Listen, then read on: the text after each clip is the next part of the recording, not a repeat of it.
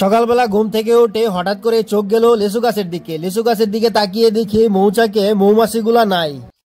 তো আপনাদেরকে একটা জায়গায় নিয়ে যেতেছি। তো সকালবেলা যখন ওইটা দেখি মৌমাছি নাই চাকের মধ্যে, তখন আমি মনে হইলো যে সন্ধ্যার সময় যখন এই রাস্তা দিয়ে যাইতেছিলাম বাজারে, তখন ঠিকই যে এইখানে আমি মৌমাছির বনমন বনমন শব্দ পাইছিলাম।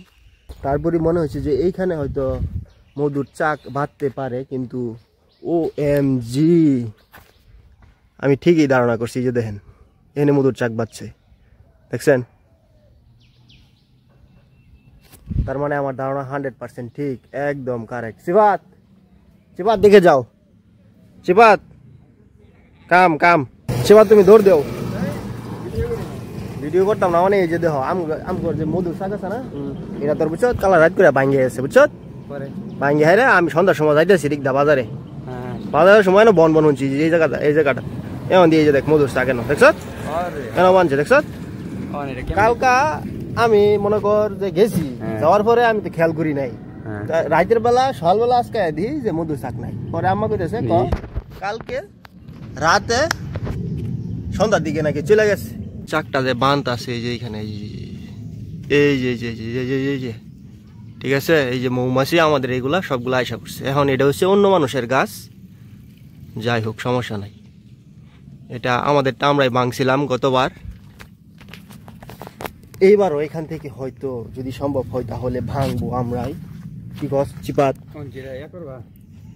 এ তো মধু হয়েছে না বেটা, দেরি হইব, এটা 2-3 মাস লাগবো, কারণ আমাদের এদিকে তো তেমন ফুল টুল গাছ নাই, বুঝছো? দেরি লাগবে অনেক। তো অনেকদিন পরে বাহিরে বৃষ্টি হচ্ছে। প্রচন্ড রোদ ছিল গত এক সপ্তাহ, প্রচন্ড রোদ ছিল। আর গত রাতে তো কারেন্টও ছিল না ভালো করে। তো আজকে একদম রহমতের বৃষ্টি শুরু হয়ে গেছে।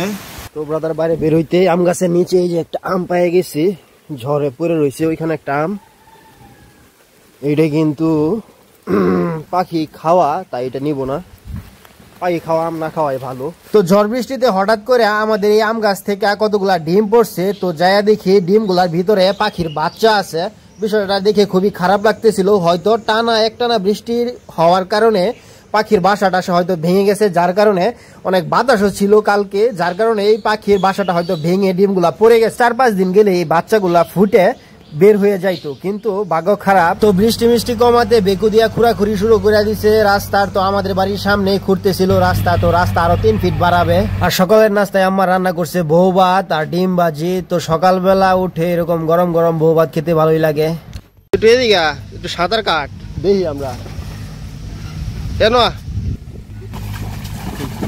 হ্যাঁ হ্যাঁ জাম্প হবে এখান থেকে। হ্যাঁ রেডি, বড় তিমি মাছ লাভ দিতে আছে। হ্যাঁ রেডি, 1 2 3 অ্যাকশন। ও সেই হয়েছে, একটা হাতার দে।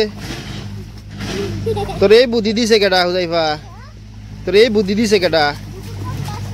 আমাদের হুজাইফা সাঁতার কাটা এখন জুতা হারাই ফেলছে।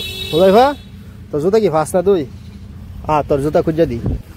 তো তার জুতা খুঁজার মিশনে আছি এখন। এখানে হারাইছি আমি, দেখছি জুতাটা এনে আসি। এটা কোনটা কোন ভাবে তোর জুতা হারাই গেছে? আর আমি কই দিতাম না। নতুন জুতা, সামনে তো ঈদ, নতুন জুতা কিনা লাইস। কি কস সিফাত? সামনে ঈদ, নতুন জুতা কিনালা, গেরা গোসল করে যা। তো ভাই ব্রাদার এই হচ্ছে রাস্তার অবস্থা দেখেন। মসজিদের সামনে, আমাদের বাসার সামনে একদম নাজেহাল অবস্থা। তো যাই হোক, রাস্তার উন্নয়ন কাজের জন্য কয়েকদিন এরকম দুর্ভোগে পড়তে হইব, কিছু করার নাই। তো আজকের ব্লগটা এই পর্যন্তই, দেখা হবে নেক্সট ব্লগে। আল্লাহ হাফেজ।